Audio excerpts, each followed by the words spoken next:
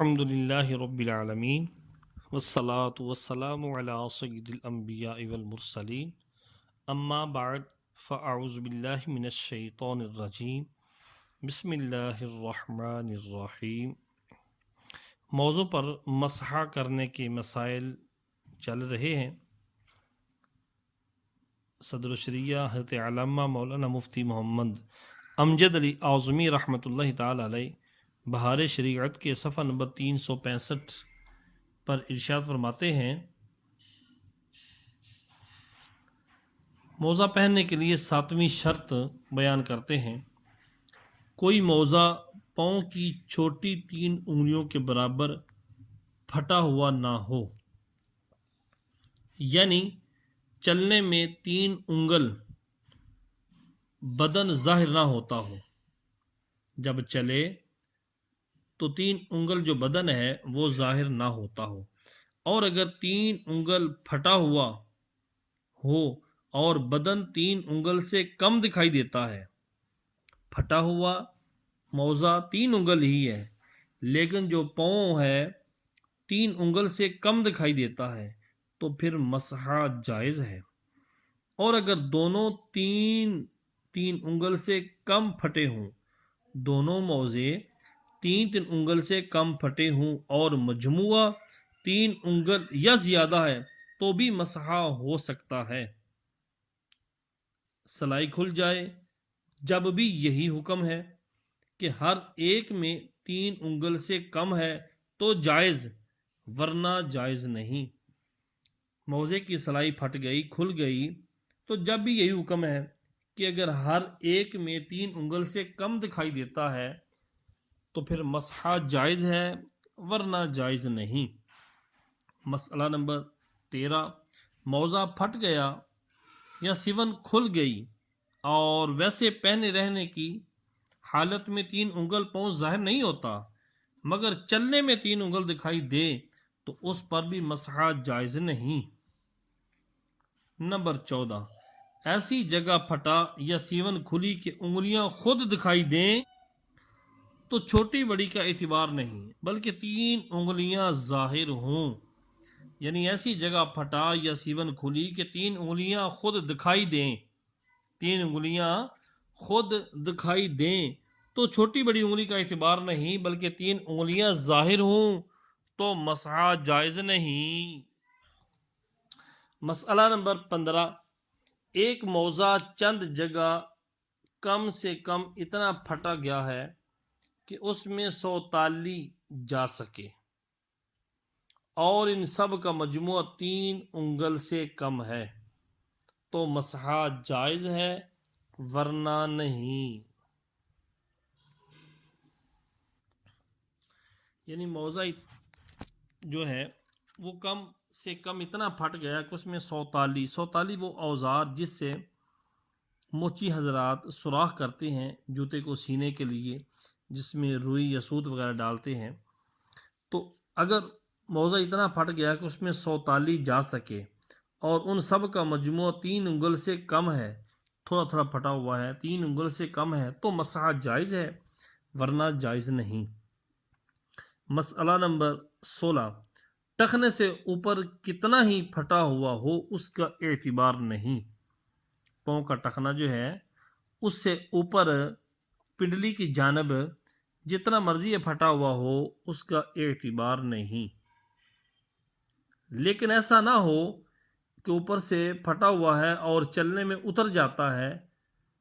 تو پھر اس کے لیے الگ مسائل ہیں، اگر چلنے میں اتر جاتا ہے تو اس پر بھی مسح نہیں کر سکتے۔ مسح کا طریقہ یہ ہے کہ داہنے ہاتھ کی 3 انگلیاں، مسح کا طریقہ دائیں ہاتھ کی 3 انگلیاں دائیں پاؤں کی پشت کے سرے پر، دائیں ہاتھ کی 3 انگلیاں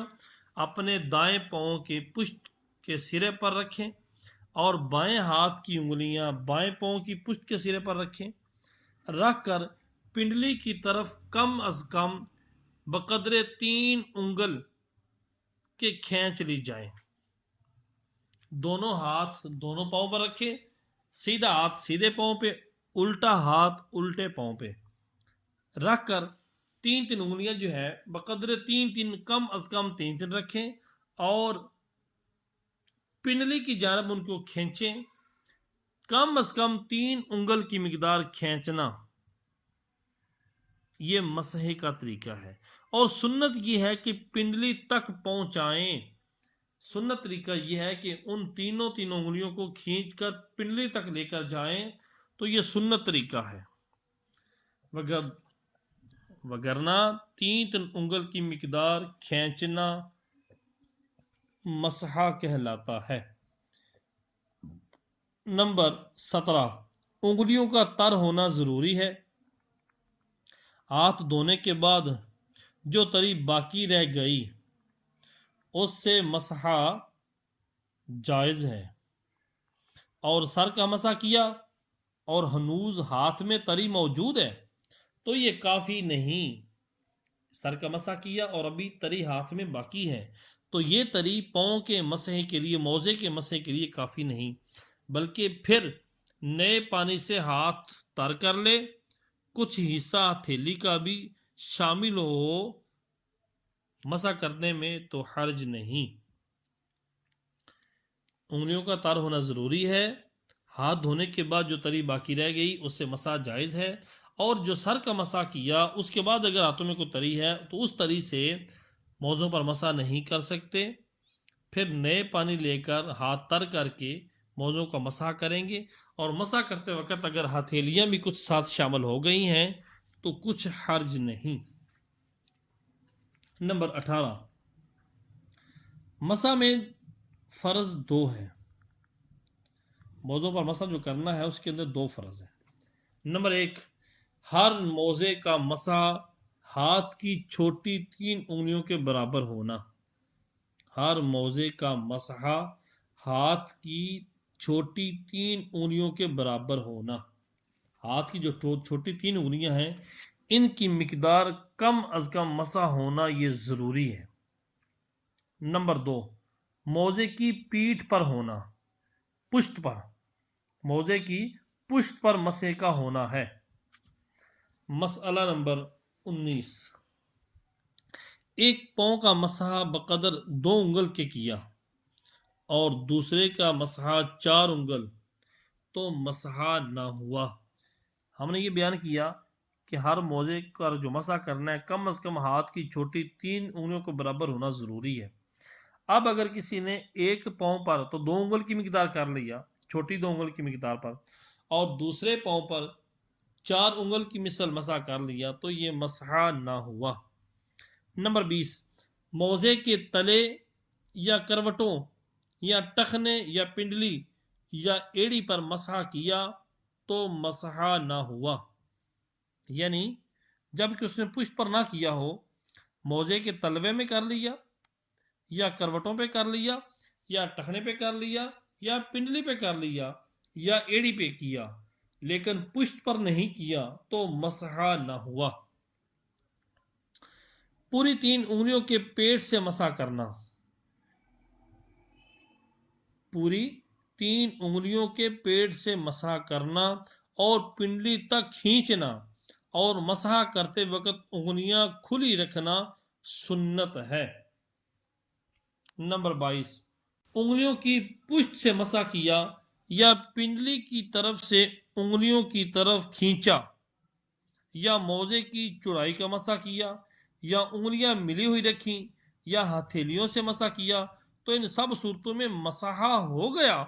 مگر خلاف سنت ہوا،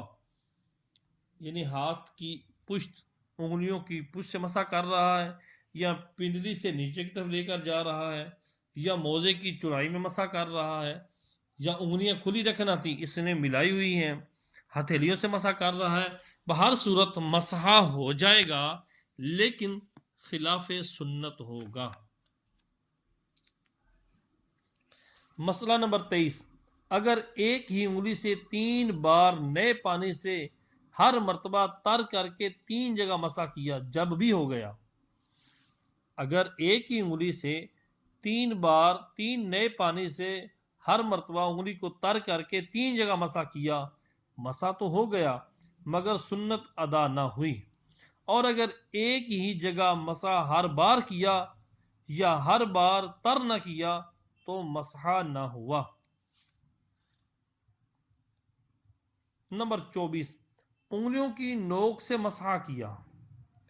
تو اگر ان میں اتنا پانی تھا کہ 3 انگل تک برابر ٹپکتا رہا تو مسح ہو گیا اور نہ نہیں، یعنی انگلیوں کی نوک سے مسح کیا اور اگر ان انگلیوں کی نوک میں اتنا پانی تھا کہ 3 انگل تک برابر ٹپکتا رہا تو مسح ہوا، اگر برابر نہیں ٹپکتا رہا 3 انگلیوں کی مقدار تو مسح نہیں ہوا۔ نمبر 25، موزے کی نوک کے پاس کچھ جگہ خالی ہے کہ وہاں پاؤں کا کوئی حصہ نہیں، اس خالی جگہ کا مسح کیا تو مسح نہ ہوا، اور اگر بتکلف وہاں تک انگلیاں پہنچا دیں، انگلیاں مس موزے کے اندر پہنچا دی، جو جگہ آگے سے خشک رہ جاتی ہے وہاں تک بھی پہنچا دی اور اب مسح کیا تو ہو گیا، مگر جب وہاں سے پاؤں ہٹے گا فوراً مسح جاتا رہے گا، یعنی موزے کے اندر آگے سے کچھ ایسا حصہ ہے جہاں پر انگلیاں نہیں پہنچی، وہاں پر مسح کیا تو مسح نہ ہوا، لیکن اگر تکلف کر کے اس جگہ پر بھی اپنی انگلیوں کو پہنچا دیا، پاؤں کی انگلیوں کو آگے پہنچا گیا، اب اگر مسح کیا تو مسح ہو جائے گا، لیکن جو ہی وہاں سے پاؤں ہٹے گا تو مسح جاتا رہے گا۔ نمبر 26، مسح میں نیت ضروری نہیں، نہ 3 بار کرنا سنت، 1 بار کر لینا کافی ہے۔ مسح میں نہ نیت ضروری ہے نہ 3 بار کرنا سنت، 1 بار کر لینا کافی ہے، سنت ادا ہو جائے گی۔ نمبر 27، موزے پر پہننا، موزے پر پائتابہ پہنا اور اس پائتابے پر مسح کیا تو اگر موزے تک تری پہنچ گئی مسح ہو گیا ورنہ نہیں۔ موزوں پر جرابیں پہن لی یا موزوں پر کوئی اور کپڑا پہن لیا، اب موزے پر مسح کر رہا ہے، اگر تو وہ تری پائتابے سے اتر کر موزے تک پہنچ گئی ہے تو مسح شمار کر لیا جائے گا، بصورت دیگر اگر تری موزے تک نہیں پہنچی تو مسح نہیں ہوگا۔ نمبر 28، موزے پہن کر شبنم میں چلا یا اس پر پانی گر گیا یا میہ کی بوندیں پڑیں اور جس جگہ مسح کیا تھا بقدر 3 انگل کے تر ہو گیا تو مسح ہو گیا، ہاتھ پھیرنے کی بھی حاجت نہیں۔ موزے پہن کر شبنم میں چلا یا اس پر پانی گر گیا یا میہ کی بوندیں پڑیں، بارش کے قطرے گرے اور جس جگہ مسح کیا جاتا ہے، جو جگہ مسح کرنے کی ہے 3 انگل کے برابر مسح کیا جاتا ہے، وہاں پر پانی پڑا، بارش کی قطرے پڑے، بقدر 3 انگل کے تر ہو گیا تو مسح ہو گیا، ہاتھ پھیرنے کی بھی حاجت نہیں۔ نمبر 29، انگریزی بوٹ جوتے پر مسح جائز ہے اگر ٹخنے اس سے چھپے ہوں، عمامہ اور برقع اور نقاب اور دستانوں پر مسح جائز نہیں۔ امامہ پہننا ہو سر پر تو سر پہ مسح کے بجائے امامے کر لے، برقع پہننا ہو تو کر لے، یا نقاب پہننا ہو تو مسح کر لے، یا دستانے پہنے ہو تو ہاتھوں میں مسح کیا جا رہا ہو تو مسح جائز نہیں۔ مسح کن چیزوں سے ٹوٹتا ہے؟ نمبر 1، جن چیزوں سے وضو ٹوٹتا ہے ان سے مسح بھی جاتا رہتا ہے۔ نمبر 2، مدت پوری ہو جانے سے بھی مسح ٹوٹ جاتا ہے اور اس صورت میں صرف پاؤں دھو لینا کافی ہے، پھر سے پورا وضو کرنے کی حاجت نہیں، اور بہتر یہ ہے کہ پورا وضو کر لے، یعنی اگر کسی بندے نے مسح کیا ہوا تھا تو جیسے ہی اس کا وضو ٹوٹے گا تو مسح بھی ٹوٹ جائے گا، یا پھر اگر موزے کی مدت پوری ہو گئی، مسح کی مدت موزے پر جو مسح کیا اس کی مدت پوری ہو گئی، 1 دن 1 رات مقیم کے لیے پوری ہو گئی یا 3 دن 3 راتیں مسافر کے لیے پوری ہو گئی، تو آٹومیٹکلی اگرچہ کہ وہ باوضو ہے لیکن اس کا مسح ٹوٹ جائے گا، اگر چاہے تو خالی موزے اتار کر پاؤں دھو سکتا ہے، اور بہتر طریقہ یہ ہے کہ مکمل وضو کر لے۔ جی نمبر 3، مسحے کی مدت پوری ہو گئی اور قوی اندیشہ ہے کہ موزے اتارنے میں سردی کے سبب پاؤں جاتے رہیں گے، پاؤں شل ہو جائیں گے، تو موزے نہ اتارے اور ٹخنوں تک پورے موزے کا نیچے اوپر اغل بغل اور ایڑیوں پر، نیچے اوپر اغل بغل کروٹوں پر بھی، ایڑیوں پر بھی مسح کرے کہ کچھ رہ نہ جائے۔ جی نمبر 4، موزے اتار دینے سے مسح ٹوٹ جاتا ہے اگر مدت پوری ہونے سے پہلے ہی غلطی کے ساتھ یا جان بوجھ کے، ارادتاً بغیر ارادے کے، اگر موزہ اتارا، ایک ہی اتارا، تو مسح ٹوٹ جائے گا۔ یوں ہی اگر ایک پاؤں آدھے سے زیادہ موزے سے باہر ہو جائے تو مسح جاتا رہا۔ موزہ اتارنے یا پاؤں کا اکثر حصہ باہر ہونے میں پاؤں کا وہ حصہ معتبر ہے جو گٹوں سے پنجوں تک کا ہے، جو گٹوں سے پنجوں تک کا ہے، پنڈلی کا اعتبار نہیں۔ پنڈلی کی طرف سے اترتا ہے تو مسے پر کوئی اثر نہیں پڑتا، لیکن گٹوں سے جو پنجوں کی طرف حصہ ہے، اگر اکثر حصہ وہ اتر گیا تو مسح ٹوٹ جائے گا۔ ان دونوں صورتوں میں پاؤں کا دھونا فرض ہے۔ نمبر 5، موزہ ڈھیلا ہے کہ چلنے میں موزے سے ایڑی نکل جاتی ہے۔ موزہ ڈھیلا ہے کہ چلے تو موزے سے ایڑی باہر ہو جاتی ہے تو مسح نہ گیا۔ ہاں اگر اتارنے کی نیت سے باہر کی ایڑی، اتارنے کی نیت سے ایڑی موزے سے باہر کی تو مسح ٹوٹ جائے گا۔ نمبر 6، موزے پہن کر پانی میں چلا کہ ایک پاؤں کا آدھے سے زیادہ حصہ دھل گیا۔ موزے پہن کر پانی میں چلا کہ ایک پاؤں کا آدھے سے زیادہ حصہ دھل گیا، یا اور کسی طرح سے موزے میں پانی چلا گیا اور آدھے سے زیادہ پاؤں دھل گیا تو مسح جاتا رہا۔ نمبر 7، پائتابوں پر اس طرح مسح کیا کہ مسح کی تری موزوں تک پہنچی۔ پائتابوں پر اس طرح مسح کیا کہ مسح کی تری موزوں تک پہنچی تو پائتابوں کے اتارنے سے مسح نہ جائے گا۔ اوپر سے پائتابے اتار بھی دیے تب بھی مسح نہیں ٹوٹے گا۔ نمبر 8، اعضائے وضو اگر پھٹ گئے ہوں یا ان میں پھوڑا یا کوئی اور بیماری ہو اور ان پر پانی بہانا ضرر کرتا ہے، نقصان کرتا ہے، یا تکلیف شدید ہوتی ہو تو بھیگا ہاتھ پھیر لینا کافی ہے، اور اگر یہ بھی نقصان کرتا ہو تو اس پر کپڑا ڈال کر کپڑے پر مسح کرے، اور جو یہ بھی مضر ہو، تکلیف ہو تو معاف ہے۔ کپڑا ڈال کر بھی کرنا، مسح کرنا نقصان دیتا ہے تو معاف ہے، اور اگر اس میں کوئی دوا بھر لی ہو تو اس کا نکالنا ضرور نہیں، اس پر سے پانی بہا دینا کافی ہے۔ زخم کے اندر کوئی دوا بھری ہوئی ہے تو اب وضو کے وقت اس دوا کو نکالنا ضروری نہیں، اس پر سے پانی بہا دینا کافی ہے۔ نمبر 9، کسی پھوڑے یا زخم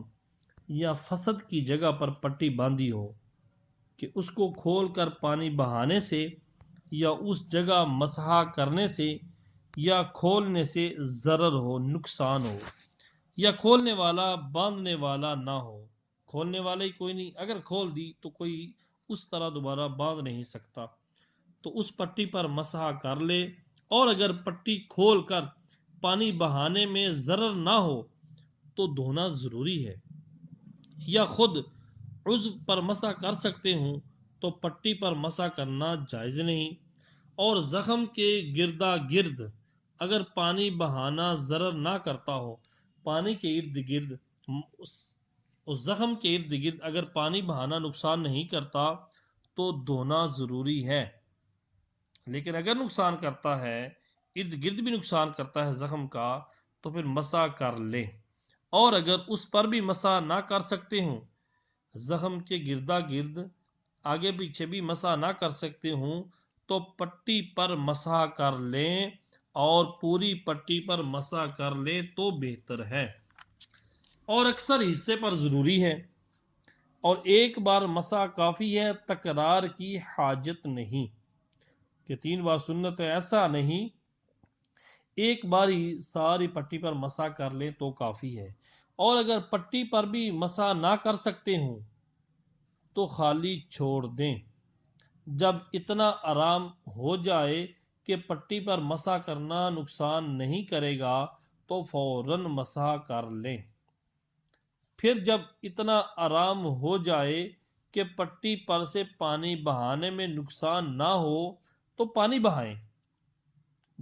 پھر جب اتنا آرام ہو جائے کہ خاص عضو پر مسح کر سکتا ہو تو فوراً مسح کر لے۔ پھر جب اتنی صحت ہو جائے کہ عضو پر پانی بہا سکتا ہو تو بہائے، غرض اعلیٰ پر جب قدرت حاصل ہو تو جتنی حاصل ہوتی جائے، ادنا پر اکتفا جائز نہیں، یعنی اگر وہ بندہ زخم کے اوپر مسح کر سکتا ہے تو پھر پٹی پر مسح کرنا جائز نہیں، اور اگر زخم کے اوپر پانی بہا سکتا ہے تو خالی مسح پر اکتفا کرنا جائز نہیں، اور جب پانی بہا سکتا ہے تو اس کے لیے یہ نیچے والے ادنا جتنی چیزیں ہیں، مسح کرنا پٹی پر، کپڑے پر، یہ ساری ختم ہو جائیں گی۔ الغرض وہ اب اپنے عضو کو دھوئے گا، دھوئے بغیر اگر مسح کرے گا تو مسح نہیں ہوگا۔ نمبر 10، ہڈی کے ٹوٹ جانے سے تختی بند گئی ہو تو اس کا بھی یہی حکم ہے۔ ہڈی ٹوٹی، اس کے اوپر پھٹی باندھی گئی ہے، تختی باندھی گئی ہے، تو اس کی بھی یہی صورتیں ہیں۔ اگر تو کھولی جا سکتی ہے تو کھول کر اس کو دھویا جائے، اگر دھونے میں نقصان ہوتا ہے تو گیلا ہاتھ کر کے زخم پر پھیرا جائے، گیلا ہاتھ اگر نقصان کرتا ہے تو کپڑے پر بھی نقصان ہوتا ہے تو پھر پھٹی پر ہی، اور اگر پھٹی کھولنے میں بھی ضرر آتا ہے تو پھٹی نہ کھولی جائے، اسی پھٹی کے اوپر گیلا ہاتھ کر کے مسح کر دیا جائے۔ یہ ترتیب اسی ترتیب کو سامنے رکھا جائے گا، کم از کم دیکھا جائے گا، یہاں سے یہ کر سکتا ہے، یہ کرے، نہیں تو اوپر چلتا جائے۔ نمبر 11، تختی یا پھٹی کھل جائے اور ہنوز باندھنے کی حاجت ہو۔ تختی یا پٹی کھل گئی اور ابھی اس کو باندھنے کی حاجت ہے تو پھر دوبارہ مسح نہیں کیا جائے گا۔ پہلے مسح کیا ہوا تھا، مسح کرنے کے بعد میں پٹی کھل گئی یا پھٹی کھل گئی اور ابھی حاجت ہے باندھنے کی تو دوبارہ مسح کرنے کی حاجت نہیں، وہی پہلا مسح کافی ہے۔ اور جو پھر باندھنے کی ضرورت نہ ہو، پٹی دوبارہ باندھنے کی حاجت نہ ہو، تو اب وہ جو پہلے والا مسح ہے وہ ٹوٹ گیا، اب اس جگہ کو دھو سکیں تو دھو لیں، ورنہ مسح کر لیں۔ صلو علی الحبیب۔ اللہ تبارک و تعالیٰ کی بارگاہ میں دعا ہے کہ رب کعبہ، یہاں تک ہم نے جو مسائل سنے سیکھے تیمم کے، پھر مسح کے، ان کو سمجھ کر ان پر عمل پیرا ہونے کی توفیق عطا فرمائے اور دیگر مسلمانوں تک پہنچانے کی توفیق عطا فرمائے۔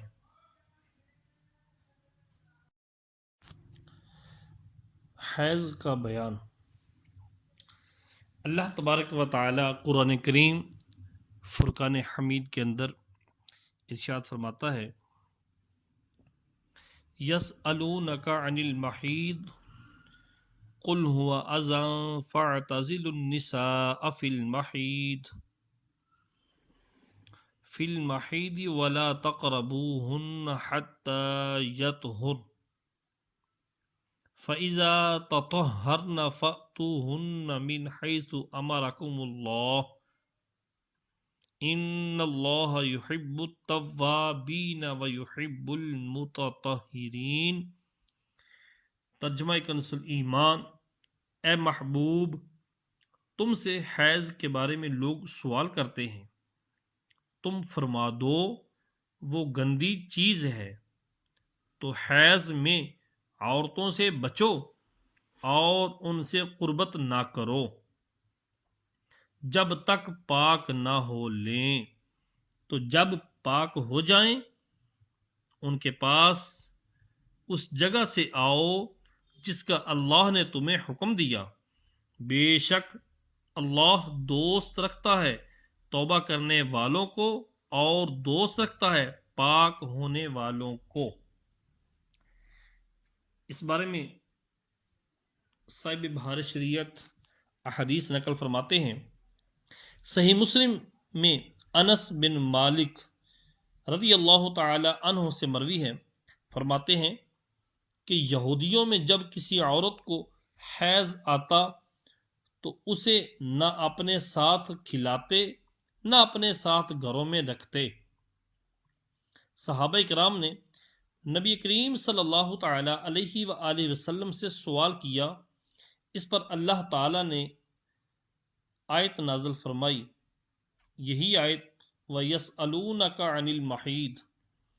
تو رسول اللہ صلی اللہ تعالی علیہ وآلہ وسلم نے ارشاد فرمایا، جماع کے سوا ہر شے کرو۔ اس کی خبر یہود کو پہنچی تو کہنے لگے کہ یہ نبی صلی اللہ علیہ وآلہ وسلم ہماری ہر بات کا خلاف کرنا چاہتے ہیں۔ اس پر اسید بن حدیر اور عباد بن بشیر رضی اللہ تعالی عنہما نے آ کر عرض کی کہ یہود ایسا ایسا کہتے ہیں، تو کیا ہم ان سے جماع نہ کریں کہ پوری مخالفت ہو جائے؟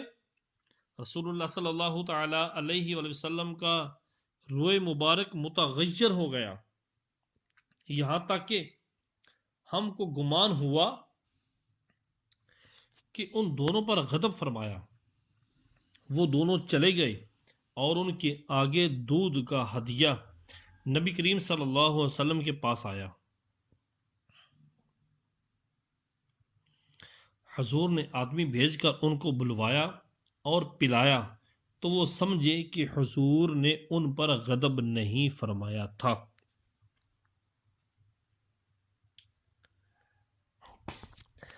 حدیث نمبر 2 صحیح بخاری میں ہے، ام المؤمنین صدیقہ رضی اللہ تعالی عنہا فرماتی ہیں، ہم حج کے لیے نکلے، جب صرف میں پہنچے، مکہ کے قریب ایک جگہ ہے جس کا نام ہے صرف، تو مجھے حیض آیا تو میں رو رہی تھی کہ رسول اللہ صلی اللہ علیہ وسلم میرے پاس تشریف لائے۔ فرمایا، تجھے کیا ہوا؟